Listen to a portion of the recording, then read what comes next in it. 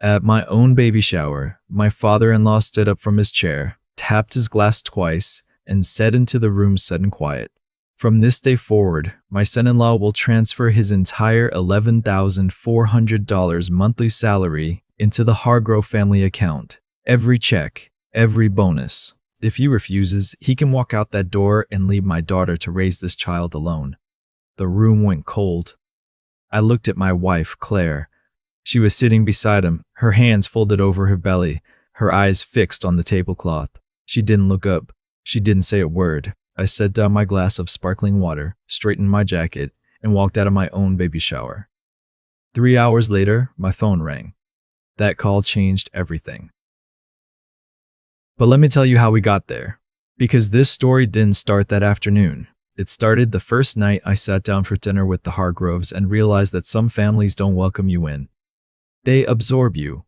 My name is Daniel Mercer, and I've been a licensed electrician in Nashville for 7 years. I work hard. I save money. I don't owe anyone anything. My father raised me that way, just the two of us in a 2-bedroom house outside Murfreesboro after my mother passed when I was 11. He worked the early shift at a machine shop and was always home by 4, always at the table for dinner, always there. He never had much, but what he had was his, and he treated that distinction like it was sacred. When I met Claire Hargrove at a mutual friend's birthday 3 years ago, I fell for her fast. She laughed at her own jokes before she finished telling them. She left sticky notes on my windshield when she knew I'd had a rough week. She talked about wanting a simple life, a house with a garden, Saturday mornings without an agenda. I believed her. I still believe she meant it then. Her family was another world entirely. The first dinner at the Hargrove estate in Franklin was on a Thursday in October. Her father, Gerald, ran a commercial real estate company that managed half the retail properties in Middle Tennessee. Her mother, Patricia, chaired 3 nonprofit boards and spent money like breathing. Her older brother, Spencer, had what Claire called a business, but what I later understood to be a series of failed ventures bankrolled by their parents. The house was enormous, the kind where you could hear your own footsteps echo. Gerald shook my hand with both of his and gave me a smile that never quite reached his eyes. Patricia asked where I'd gone to college before I'd even sat down. When I told her I'd done a trade apprenticeship instead, she nodded slowly, the way someone nods when they're deciding something about you. Dinner was fine until the dessert plates arrived. Then Gerald folded his hands on the table and said calmly, conversationally, like he was discussing the weather, "Daniel, what does an electrician make these days?" I looked at Claire. She was looking at her cheesecake. "Enough," I said. He smiled. "We're just trying to understand the picture. Claire is accustomed to a certain quality of life. We want to know you can provide it." "I can take care of Claire," I said. "Of course you can," Patricia said quickly in the tone people use when they don't believe you. "We just believe in transparency. We've always been very open about finances in this family. Every income, every asset, it all flows through Gerald's account. It's how we stay coordinated. Think of it as a family operating system." I thought of it as a red flag. But Claire squeezed my knee under the table and whispered, "Please, she's just explaining how they work. It doesn't mean anything yet." I let it go. I should not have let it go. Over the following months, I noticed the pattern. Spencer called Gerald before making any purchase over a few $100s. Patricia approved Claire's credit card statements. When Claire got a small raise at the marketing firm where she worked, Gerald restructured her contribution to the family account to absorb the difference. She got the raise on paper and nothing changed in her pocket. I mentioned it to her once, carefully, on a Sunday drive along the river. She went quiet for a long moment, then said, "You don't understand how much they've given me. The house I grew up in, the education, everything. This is just how they stay connected to us." "Connected," I said, "or in control?" She turned toward the window. "Can we please not do this today?" I let it go again. I was good at letting things go back then. I thought love meant patience. I confused patience with silence. When we got engaged, Gerald immediately moved to take over the wedding planning. When Claire got pregnant 8 months later, Patricia announced the baby shower venue before Claire had even told her own friends. Everything was a production. Everything carried the Hargrove name on it like a watermark. 2 weeks before the shower, I came home to find Claire on the phone, her voice low and clipped. She saw me come in and turned slightly away. I went to the kitchen, and through the open doorway I heard fragments. He won't agree to it, Dad. A pause. I know that. Another pause, longer. I'll handle it. I waited until she hung up. When she came into the kitchen, I asked simply, what was that about? She set her phone face down on the counter. Dad wants to talk to you. Before the shower. About what? The account, she said quietly. He thinks now that we're having a baby, it makes sense for your salary to go through the family fund. For stability. For the baby's future. I felt something drop in my chest, like a stone through water. Claire, just hear him out, she said. Please. It doesn't have to be forever. Just while the baby is small and expenses are unpredictable. Spencer's situation is complicated right now, and the fund is… Wait, I said. Your brother's situation. She pressed her lips together. That's what this is, I said. Spencer's burned through whatever they gave him, and now they need my paycheck to cover it. That's not, is it or isn't it? She didn't answer. She opened the refrigerator, closed it without taking anything out, and walked to the bedroom. I stood in the kitchen for a long time. The refrigerator hummed the only sound. That night I called my father. He was in his garage working on a side table he'd been building for months, something to keep his hands busy since he retired. I could hear the sandpaper in the background. Tell me what's happening, he said. I told him everything. He didn't interrupt. When I finished, there was a pause, and then he said, Son, you already know what this is. You're just hoping I'll tell you something different. I love her, I said. I know you do. He paused again. But love doesn't give anyone the right to your labor. You words for that money. Your hands, your time, your back. No family meeting changes that arithmetic. I asked him how he'd handled it when people had tried to take things from him over the years. I didn't perform outrage, he said. I just got quiet and clear. Quiet means you're thinking. Clear means you've decided. He sanded something slowly. You'll know when it's time to be clear. I held on to that. I didn't sleep well, but I held on to that. The shower was held at the Hargrove estate on a Saturday afternoon in March. Pale yellow balloons, rented white linens, a catered spread that probably cost more than my truck. 60 guests, most of them Gerald's clients and Patricia's charity friends. A few of Claire's actual friends scattered through the crowd like people who'd wandered into the wrong party. I smiled and shook hands and made small talk about due dates and nursery colors. Claire looked beautiful. Tired in the way late pregnancy tires you, but radiant underneath it. When she laughed at something one of her college friends said across the room, I saw the woman I'd fallen in love with, the one who wrote notes on windshields. I wanted so badly for everything to be simple. It wasn't. Gerald waited until the room was full and settled, until the gift opening was done and the cake was served and the room was warm with comfort. Then he stood. He didn't raise his voice. That was the thing. He spoke the way men speak when they've never needed volume to have authority. He thanked everyone for coming. He talked about family legacy. He said something gracious about the coming baby, his grandchild, the next chapter of the Hargroves. And then he turned to me, where I was seated beside Claire at the head table, and he said it. $11,400. Every month, every bonus. Into the family account. Effective immediately, formalized with a signed agreement before the baby's birth. If I refused, I was, in his words, choosing not to be part of this family. He let that land. Then he smiled and reached for his champagne glass. I looked at Claire. Her jaw was tight. Her eyes were on the table. Her hand rested flat on her belly, and she did not look up at me, and she did not say a word. Someone at a back table coughed. A woman near the window whispered something to the person beside her. I saw Claire's friend Maya, sitting 3 seats down, staring at Gerald with her mouth slightly open. I thought about what my father had said. Quiet means you're thinking. Clear means you've decided. I was very clear. I stood up. I didn't raise my voice either. I said, "Thank you for making your position known, Gerald," and I walked toward the front door. Claire said my name once, soft and uncertain. I didn't stop. I passed Patricia, whose expression had gone sharp and cold. I passed Spencer, who was staring at his phone, pretending none of this was happening. I pushed open the front door and walked into the pale March afternoon. My father's truck was already in the driveway. I'd called him the night before.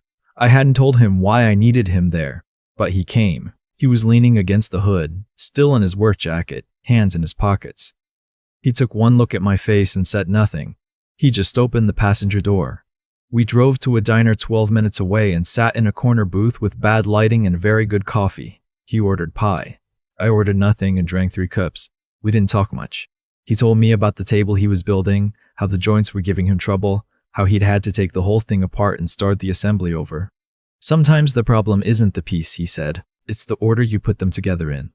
I knew he wasn't just talking about furniture. An hour later, my phone buzzed. Claire. I let it ring. Then it buzzed again. Patricia. I set the phone face down. Then a number I didn't recognize. I almost didn't answer, but something made me pick it up. Daniel Mercer? The voice was measured and businesslike. A woman. Yes.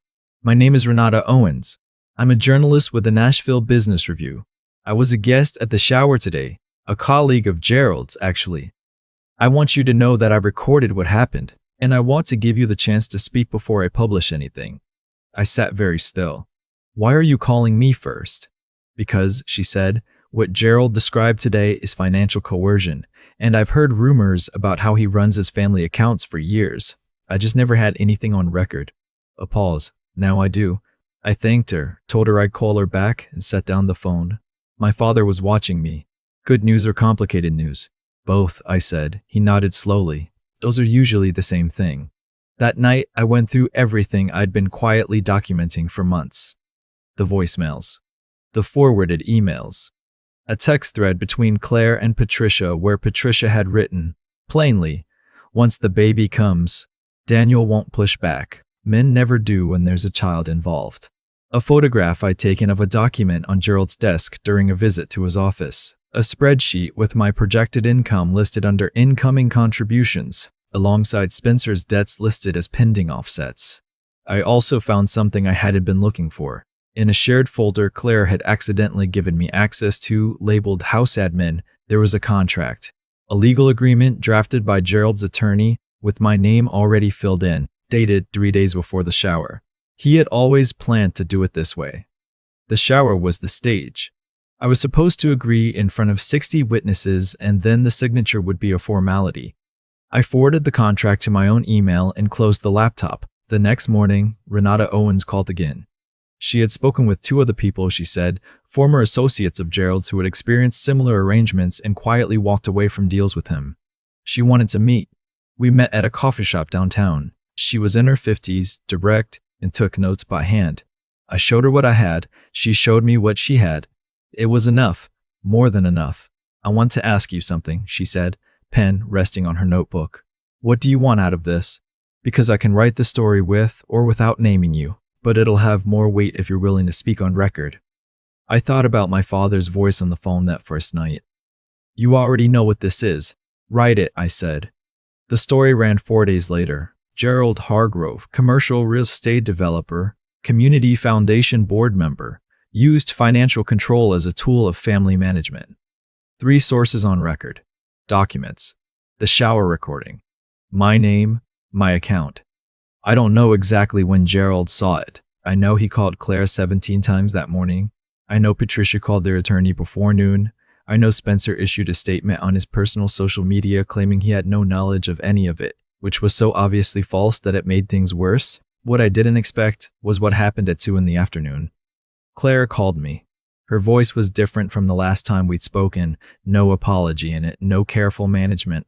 She sounded stripped down, like something had been removed. I found the contract, she said. The one he drafted, with your name on it. I know, I said. He did it before the shower. He planned all of it.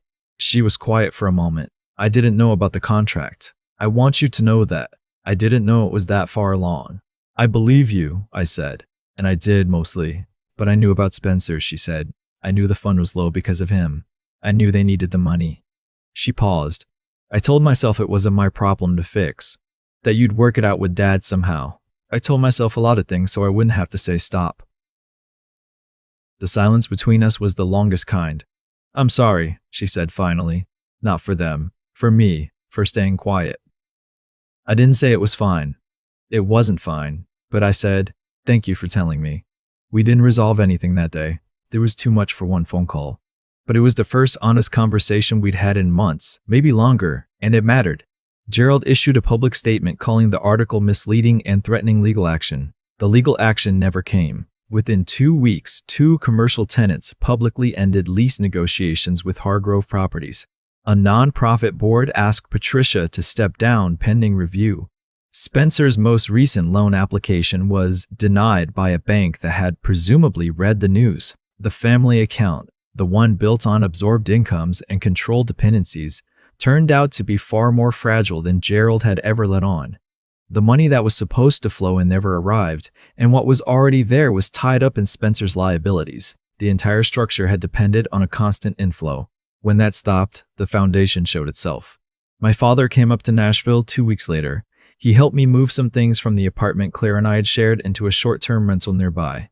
He didn't comment on the situation. He carried boxes and made coffee, and on the last trip, he sat on the tailgate of his truck and looked at the parking lot for a moment.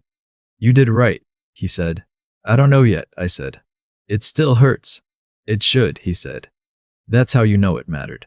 He looked at his hands. "Pain from a good decision still hurts. Don't let anyone tell you otherwise." Claire and I were not together in the simple sense during those weeks, but we talked. Slowly, carefully, the way you talk when you're not sure yet what you're building. She'd started seeing a therapist who specialized in family systems, enmeshment. That was the word she used. And hearing her use that word was like watching someone finally name a thing they'd been carrying for years without knowing what to call it. Our daughter was born on a Tuesday morning in May, 7 pounds and 4 ounces, with my father's ears and Claire's stubbornness. We named her June. Gerald was not at the hospital. Patricia came once, briefly, and left without much conversation. Spencer sent a gift basket with his assistant's card tucked inside it. Claire's college friend Maya sat with us for 6 hours and brought 3 different kinds of soup. I held June for the first time in the afternoon light, coming through the hospital window, and I thought about what it would mean to raise someone. Not to manage them, not to structure their life into a shape that served you, just to raise them, to show up, to be clear about what was yours and honest about what wasn't. I thought about my father in that 2-bedroom house, the early shifts, the dinners on time, the way he'd handed me a hammer once and said, "This is how you fix something without breaking it worse." I ran my thumb along June's hand, her fingers curled around mine without intention. Just instinct, just need. Whatever came next between Claire and me, that was still to be determined. It would take time and honesty and probably more hard conversations than either of us wanted. But sitting there in that room, holding something real, I understood that dignity was not a thing you fought for in a single dramatic moment. It was a thing you maintained, quietly, every day, in every choice you made about what you would and would not accept. I hadn't walked out of that shower for revenge. I hadn't spoken to Renata Owens for spectacle. I'd done both because the alternative was to hand over something that wasn't mine to give, and you can't build a life on a foundation that belongs to someone else. My phone buzzed on the bedside table. A message from my father sent from his garage, probably sending something at 9 in the evening, because that was who he was. "She looks like her grandmother. Take care of her, son, and take care of yourself first. You can't give what you don't have." I set the phone down and looked at June. Outside the window, Nashville was doing what Nashville does in May.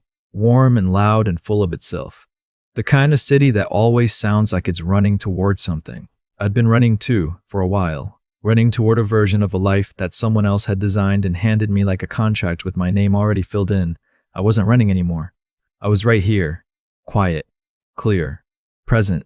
And for the first time in longer than I could remember, that was enough. Looking back now, I don't think Gerald ever believed he would face consequences. That's the thing about people who build systems of control. They mistake the silence of others for agreement. Every time I hadn't pushed back, every dinner I'd let slide, every conversation I'd ended early to keep the peace, he read all of it as compliance. He assumed that because I hadn't drawn a line yet, I didn't have one. That's a dangerous assumption to make about a quiet person. I've thought a lot about what actually caused everything to unravel. And it wasn't the article, and it wasn't the recording. Those were just the moment the light came on in a room that had always been dark. What caused the collapse was that Gerald's entire structure depended on people accepting less than they deserved and telling themselves it was love. The moment one person refused, the whole logic fell apart. You can't sustain a system built on someone else's labor once they decide their labor belongs to them. What I learned from Daniel's story and from watching my own father navigate a life of honest work is that integrity is not a dramatic gesture. It's not the walk out the door, though that mattered. It's the 100 smaller choices before that moment.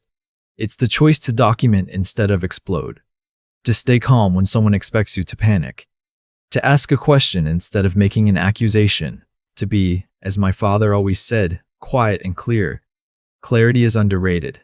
We tend to celebrate the loud stand, the confrontation, the moment someone finally says enough. But the real work happens in private, when you're sitting in a diner at 11 at night deciding what kind of person you're going to be.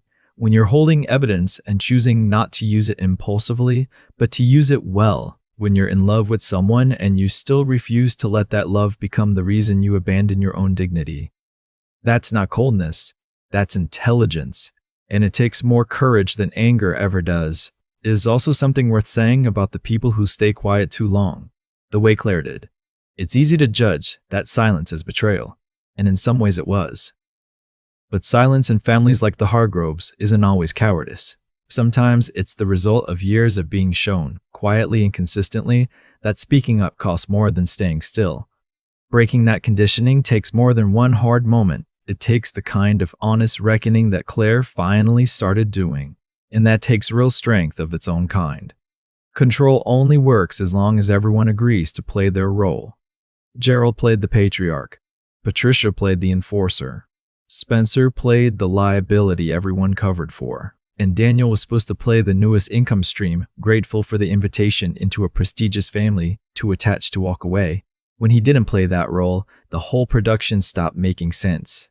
What you protect defines what you become. Daniel protected his name, his labor, and eventually, the kind of father he wanted to be for June.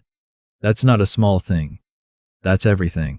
And no one, no family system, no signed contract, no public ultimatum at a baby shower can take that from a person who knows what it's worth.